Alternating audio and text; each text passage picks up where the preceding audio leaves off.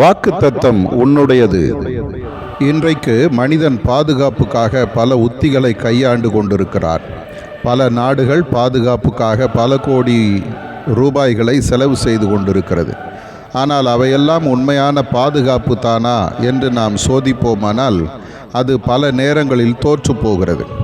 ஆனால் உனக்கு ஒரு பாதுகாப்பு உண்டு. அந்த பாதுகாப்பு தீங்கு நாளிலே உன்னை பாதுகாக்கிறது.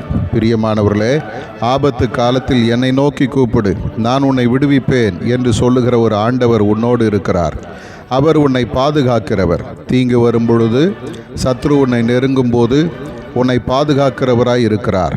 எல்லா பிசாசின் கிரியைகளுக்கும் உன்னை விலக்கி மீட்டெடுப்பார். அவர் உனக்கு சமாதானத்தை தரும்படி தன்னையே பலியாக ஒப்பு கொடுத்தவர். இன்றைக்கும் இயேசு உன்னை ரட்சிக்கிறவராகவும் உன்னை பாதுகாக்கிறவராகவும் உனக்கு நன்மை செய்கிறவராகவும் உன்னை உயர்த்துகிறவராகவும் இருக்கிறார். அவரை நீ பற்றி கொள்வாயா? அவரே உன்னுடைய நம்பிக்கையாய் வைப்பாயா? அவர் உன்னை உயர்த்துவார். அவர் உன்னை சாட்சியாய் நிறுத்துவார். ஆதார வசனம்: தீங்கு நாளில் அவர் என்னை தம்முடைய கூடாரத்தில் மறைத்து, என்னை தமது கூடார மறைவிலே ஒளித்து வைத்து, என்னை கன்மலையின் மேல் உயர்த்துவார். சங்கீதம் 27:5.